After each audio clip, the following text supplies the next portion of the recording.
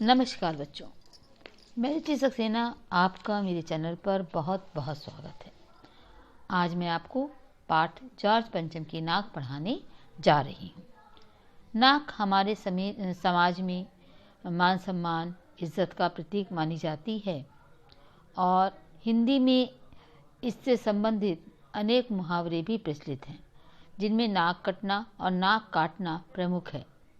कमलेश्वर जी ने जॉर्ज पंचम की नाक कहानी में इसी मुहावरे के अर्थ का विस्तार करते हुए इसका व्यंग्यात्मक उपयोग किया है। सारा व्यंग नाक शब्द पर केंद्रित करते हुए लेखक ने अंग्रेजी हुकूमत से आज़ादी मिलने के बाद भी सत्ता से जुड़े विभिन्न प्रकार के लोगों की औपनिवेशिक दौर की मानसिकता और विदेशी आकर्षण पर गहरी चोट की है। बच्चों, अब हम लोग पढ़ते हैं अपना पाठ जॉर्ज पंचम की नाक। ये बात उस समय की है जब इंग्लैंड की रानी एलिजाबेथ द्वितीय में अपने पति के हिंदुस्तान पधारने वाली थी। अखबारों में उनकी चर्चा हो रही थी। रोज़ लंदन के अखबारों से खबरें आ रही थीं कि शाही दौरे के लिए कैसी कैसी तैयारियां हो रही हैं। रानी एलिजाबेथ का दर्जी परेशान था कि हिंदुस्तान, पाकिस्तान और नेपाल के दौरे पर रानी कब क्या पहनेंगी। उनका सेक्रेटरी और शायद जासूस भी उनके पहले इस महाद्वीप का तूफानी दौरा करने वाला था। आखिर कोई मजाक तो था नहीं। ज़माना चूँकि नया था, फौज फाटे के साथ निकलने के दिन बीत चुके थे, इसीलिए फ़ोटोग्राफरों की फ़ौज तैयार हो रही थी। देखो बच्चों, ये उस समय की बात है जब इंग्लैंड की रानी जो थी 3 देशों की यात्रा पर आने वाली थी, और वो देश थे हिंदुस्तान, पाकिस्तान और नेपाल। और ये वहाँ की खबरें जो थी लंदन के अखबारों में छप रही थीं और वहाँ का दर्जी बहुत परेशान था, क्योंकि उसको इन्हीं देशों के अकॉर्डिंग जो था वो उनके ड्रेस का, उनके पहनावे का इंतज़ाम करना था, सिलाई करनी थी, और इसलिए वो बहुत ज़्यादा परेशान था। उनका सेक्रेटरी भी शायद कई बार तूफ़ानी दौरा करने वाला था। आखिर कोई मजाक तो था नहीं। अब एक नया ज़माना था, अब वो भारत गुलाम तो था नहीं। अब यहाँ पर उसके दौरा करके जो था वो जानना चाहता था कि यहाँ पर कैसा कितना परिवर्तन हो गया, और अब फौज फाटे के साथ निकलने के दिन बीत भी चुके थे। इसीलिए फ़ोटोग्राफी की फ़ौज जो थी वो तैयार हो रही थी। इंग्लैंड के अखबारों की कतरनी हिंदुस्तानी अखबारों में दूसरे दिन चिपकी नज़र आती थी। जो कुछ भी इंग्लैंड में हो रहा था उसकी खबरें जो थी वो हिंदुस्तानी अखबारों में दूसरे दिन चिपक जाती थी। रानी ने एक ऐसा हल्के रंग का सूट बनवाया है जिसका रेशमी कपड़ा हिंदुस्तान से मंगवाया गया है कि करीब 400 पाउंड खर्चा उस सूट पर आया। रानी एलिजाबेथ की जन्मपत्री भी छपी, प्रिंस फिलिप के कारनामे छपे, और तो और उनके नौकरों, बावर्चियों, खानसामों, अंगरक्षकों की पूरी जीवनी देखने में आई। मतलब उनके आने के समय, यह कहा जाए उनके आने से पूर्व, उनकी जन्म पत्री के साथ साथ उनके संपर्क में चल रहे लोगों का पूरा बायोडेटा, पूरी जीवनी जो थी वो यहाँ पर देखने में आ रही थी। शाही महल में रहने और पलने वाले कुत्तों तक की तस्वीरें अखबारों में छप गईं। बड़ी धूम थी, बड़ा शोर शराबा था। शंख इंग्लैंड में बज रहा था और गूंज हिंदुस्तान में आ रही थी। इन खबरों से हिंदुस्तान में सनसनी फैल रही थी। राजधानी में तहलका मचा हुआ था। जो रानी 5,000 रुपये का रेशमी सूट पहनकर पालम के हवाई अड्डे पर उतरेगी, उसके लिए कुछ तो होना ही चाहिए। कुछ क्या, बहुत कुछ होना चाहिए। जिसके बावर्ची पहले महायुद्ध में जान हथेली पर लेकर लड़ चुके हैं, उनकी शान शौकत में क्या कहने।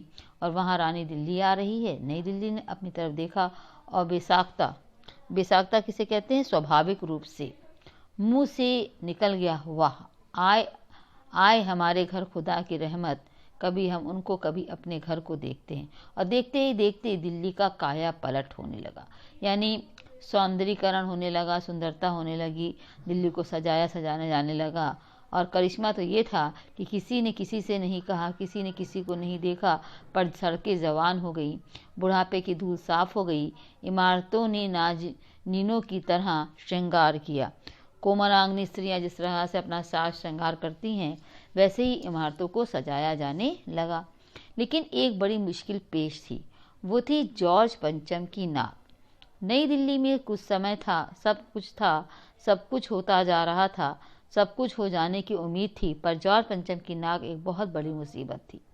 नई दिल्ली में सब था, सिर्फ नाक नहीं थी। इस नाक की भी एक बहुत लंबी दास्तान है। लंबी दास्तान माने लंबी कहानी है। इस नाक के लिए बड़े तहलके मचे थे। किसी वक्त आंदोलन हुए थे, राजनीतिक पार्टियों ने प्रस्ताव पास किए थे, चंदा जमा किया गया था, कुछ नेताओं ने भाषण भी दिए थे, गर्मा गर्म बहसें भी हुई थी, अखबारों के पन्ने रंग गए थे। बहस इस बात थी कि जॉर्ज पंचम की नाक रहने दी जाए या हटा दी जाए। और जैसे ही हर राजनीतिक आंदोलन में होता है, कुछ पक्ष में और कुछ विपक्ष में, और ज़्यादातर लोग खामोश रहने वालों की ताकत दोनों तरफ थी। ये आंदोलन चल रहा था। जॉर्ज पंचम की नाक के लिए हथियारबंद पहरेदार तैनात कर दिए गए। क्या मजाल थी कि कोई उनकी नाक तक पहुंच पाता। हिंदुस्तान में जगह जगह ऐसी नाकें खड़ी थीं। हमने पहले भी आपको बताया है कि नाक जो है वो स्वाभिमान और मान सम्मान का प्रतीक होती हैं, और जिन तक लोगों के हाथ पहुंच गए उन्हें शान शौकत के साथ साथ उतार कर अजायब घरों में पहुंचा दिया गया। कहीं कहीं तो शाही लाटों की नाकों के लिए गुरिल्ला युद्ध भी होता था। जो खंबा मूर्तियाँ होती हैं, लाटें होती हैं, खंबा होते हैं या मूर्तियाँ लगी होती हैं, आपने चौराहे पर देखी है ना, उनके लिए यहाँ पर क्या होता था, गुरिल्ला युद्ध भी होता था। उसी ज़माने में यह हादसा हुआ। इंडिया गेट के सामने वाली जॉर्ज पंचम की लाट की नाक एक गायब हो गई। हथियारबंद पहरेदार अपनी जगह तैनात रहे, गश्त लगती रही और लाट की नाक चली गई। रानी आए और नाक न हो, एक परेशानी बढ़ी। बड़ी सरगर्मी शुरू हो गई। देश के खैरख्वाह जो भलाई चाहने वाले थे कि उनकी एक मीटिंग बुलाई गई और मसला पेश किया गया कि अब क्या किया जाए। अब रानी आएंगी और देखेंगी कि नाक जॉर्ज पंचम की नाक नहीं है तो हमारे देश की बेइज्जती हो जाएगी। वहाँ सभी सहमत थे, अगर यह नाक नहीं है तो हमारी भी नाक नहीं रह जाएगी। अगर उन्होंने इस पे नाक नहीं देखी तो हमारी भी नाक नहीं रहेगी, मतलब हम लोग का स्वाभिमान भी, मान सम्मान भी नष्ट हो जाएगा। उच्च स्तर पर मशवरे हुए, विचार विमर्श हुए, दिमाग खरोचे गए और तय किया गया कि हर हालत में इस नाक का होना बहुत ज़रूरी है। ये तय होते ही एक मूर्तिकार को हुक्म दिया गया कि वो फौरन दिल्ली में हाजिर हो। मूर्तिकार यूँ तो कलाकार था पर जरा पैसे से लाचार था। आते ही उसने हुक्कामों के चेहरे देखे। अजीब परेशानी थी उन चेहरों पर, कुछ लटके, कुछ उदास और कुछ बदहवास थे। उनकी हालत देखकर लाचार कलाकार की आंखों में आंसू आ गए। तभी एक आवाज़ सुनाई दी, मूर्तिकार, जॉर्ज पंचम की नाक लगानी है। मूर्तिकार ने सुना और जवाब दिया, नाक लग जाएगी, पर मुझे यह मालूम होना चाहिए कि लाट कब और कहाँ बनी, इस लाट के लिए पत्थर कहाँ से लाया गया था। अब सब हुक्मनामों के एक दूसरे की तरफ ताका, एक ही नज़र में दूसरे से कहा, यह बताने की जिम्मेदारी तुम्हारी है। खैर, मसला हल हुआ। एक क्लर्क को फ़ोन किया गया। इस बात की पूरी छानबीन करने का काम उसे सौंप दिया गया। पुरातत्व विभाग की फाइलों के पेट चीरे गए पर कुछ पता नहीं चला। क्लर्क ने लौटकर कमेटी के सामने कांपते हुए बयान दिया, सर, मेरी खता माने गलती, फाइलें सब कुछ हजम कर चुकी हैं। हुक्कामों के चेहरों पर उदासी के बादल छा गए। एक खास कमेटी बनाई गई और उसके जिम्मे ये काम दे दिया गया, जैसे भी हो ये काम होना है और एक नाक का दामोदार आप पर है। दामोदार का मतलब क्या होता है, किसी कार्य के होने या न होने की पूरी जिम्मेदारी या इसका पूरी कार्यभार में आप पर सौंप दे रहा हूँ। आखिर मूर्तिकार को फिर बुलाया गया। उसने मसला हल कर दिया। वो बोला, पत्थर की किस्म का ठीक पता नहीं चला तो परेशान मत होइए, मैं हिंदुस्तान के हर पहाड़ पर जाऊंगा और ऐसा ही पत्थर खोज कर लाऊंगा। कमेटी के सदस्यों की जान में जान आई। सभापति ने चलते चलते गर्व से कहा, ऐसी क्या चीज़ है जो हिंदुस्तान में मिलती नहीं। हर चीज़ इस देश के गर्व में छिपी है। ज़रूरत खोज करने की है। खोज करने के लिए मेहनत करनी होगी। इस मेहनत का फल हमें मिलेगा। आने वाला ज़माना खुशहाल होगा। उन्होंने सोचा कि चलो अब एक बहुत बड़ी समस्या हमारी हल हो गई है। यह एक छोटा सा भाषण फौरन अखबारों में जो था वो छप गया।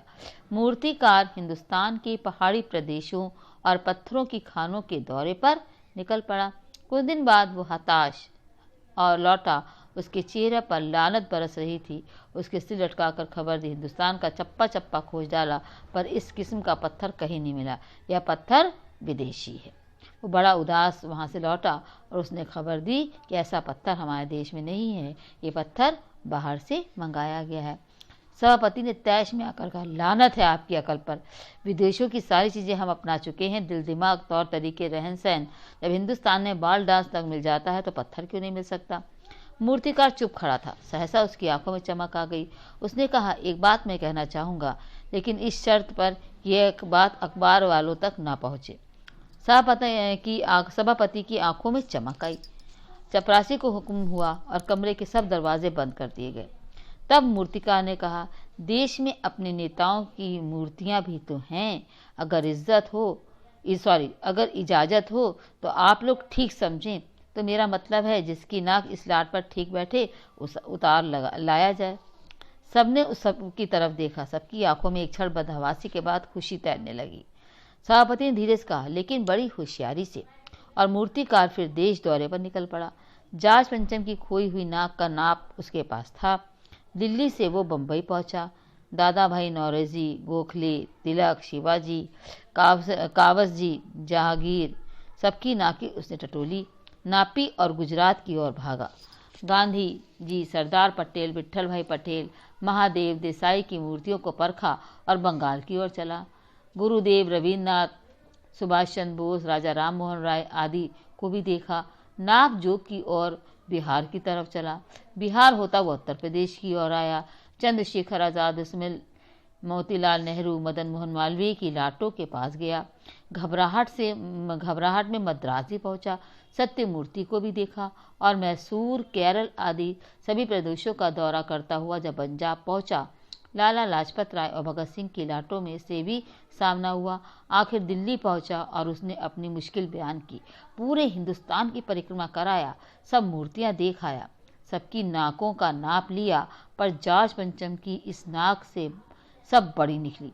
अब देखिए, जितने भी यहाँ पर नेता थे, जितने भी यहाँ पे महान स्वतंत्रता संग्राम सेनानी थे, सबकी नाकें जो थी वो जॉर्ज पंचम से बड़ी थी। कहने का तात्पर्य, उनका मान सम्मान जॉर्ज पंचम से ज़्यादा था, जो कि जॉर्ज पंचम की नाक जो थी वो उसके मुकाबले बहुत छोटी थी। सुनकर सब हताश हो गए और झुंझुलाने लगे। मूर्तिकार ने ढांढस बंधाते हुए आगे कहा है, सुना है कि बिहार सेक्रेटेरिएट के सामने सन 42 में शहीद होने वाले बच्चों की मूर्तियां स्थापित हैं। शायद बच्चों की नाक ही फिट बैठ जाए, ये सोचकर वहां भी पहुंचा, पर उन बच्चों की नाकें भी इससे कहीं बड़ी बैठती हैं। अब बताइए मैं क्या करूं। भारतीय स्वतंत्रता संग्राम सेनानी बच्चों की नाक भी जॉर्ज पंचम से बड़ी थी। यानी हमारे भारतीयों का स्वाभिमान जो था वो जॉर्ज पंचम की नाक से बड़ा था। राजधानी में सब तैयारियां थीं। जॉर्ज पंचम की लाट को मलमल नहलाया गया, रोगन लगाया गया था, सब कुछ हो चुका, सिर्फ नाक नहीं थी। बात फिर बड़े हुक्मामों तक पहुंची। बड़ी खलबली मची। जॉर्ज पंचम के नाक न लग पाई तो फिर रानी एलिजाबेथ का स्वागत करने का क्या मतलब। ये तो अपनी नाक कटाने वाली बात होगी। यहाँ के जो सरकारी अमला था उसकी एक चिंता का विषय था। मान लो हमने रानी का स्वागत भी कर लिया, लेकिन जॉर्ज पंचम की नाक जो अगर नहीं लग पाई तो ये तो इससे तो हमारा मान सम्मान भी नष्ट हो जाएगा, हम उनके सामने छोटे सिद्ध हो जाएंगे। लेकिन मूर्तिकार पैसे से लाचार था, यानी हार मानने वाला कलाकार नहीं था। एक हैरत अंगेज ख्याल उसके दिमाग में कौंधा और उसने पहली शर्त दोहराई। जिस कमरे में कमेटी बैठी हुई थी उसके दरवाजे बंद हुए और मूर्तिकार ने अपनी नई योजना पेश की।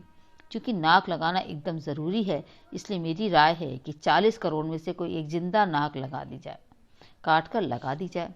बात के साथ ही सन्नाटा छा गया, क्योंकि उसने ऐसी बात ही कह दी थी, जिंदा नाक कहाँ से लाई जाएगी। कुछ मिनटों की खामोशी के बाद सभापति ने सबकी ओर देखा। सबको परेशान देखकर मूर्तिकार कुछ अचकचाया, थोड़ा सा चौंका और धीरे से बोला, आप लोग क्यों घबराते हैं, ये काम मेरे ऊपर छोड़ दीजिए। नाक चुनना मेरा काम है, आपकी सिर्फ इजाज़त चाहिए। कानाफूसी हुई और मूर्तिकार को इजाज़त दे दी गई। अखबारों में सिर्फ इतना छपा कि नाक का मसला हल हो गया है और राजपथ पर इंडिया गेट के पास वाली जॉर्ज पंचम की लाट के नाक लग रही है। नाक लगने से पहले फिर हथियारबंद पहरेदारों की तैनाती हुई। मूर्ति के आसपास का तालाब सुखाकर साफ किया गया, उसकी रवा भी निकाली गई और ताज़ा पानी डाला गया ताकि जो जिंदा नाक लगाई जाने वाली थी वह सूखने ना पाए। इस बात की खबर जनता को नहीं थी। ये सब तैयारियां भीतर भीतर चल रही थीं। रानी के आने का दिन नज़दीक आता जा रहा था। मूर्तिकार खुद अपने बताए हल से परेशान था। जिंदा नाक लाने के लिए उसने कमेटी वालों से कुछ और मदद मांगी, वह उसे दे दी गई, लेकिन इस हिदायत के साथ एक खास दिन हर हालत में नाक लग जानी चाहिए। और वो दिन आया। जाज पंचम की नाक लग गई। सब अखबारों ने खबरें छापी कि जाज पंचम की जिंदा नाक लगाई गई है, यानी ऐसी नाक जो कतई पत्थर की नहीं लगती। लेकिन उस दिन के अखबारों में एक और गौर करने वाली बात थी। उस दिन देश में कहीं भी किसी उद्घाटन की खबर नहीं थी। किसी ने कोई फीता नहीं काटा, कोई सार्वजनिक सभा नहीं हुई, कहीं भी किसी का अभिनंदन नहीं हुआ, कोई मानपत्र भेंट करने की नौबत नहीं आई, किसी हवाई अड्डे या स्टेशन पर स्वागत समारोह नहीं हुआ, किसी का ताजा चित्र नहीं छपा था। सब अखबार खाली थे। पता नहीं ऐसा क्यों हुआ था। नाक तो सिर्फ एक चाहिए थी, और वो भी बुध के लिए।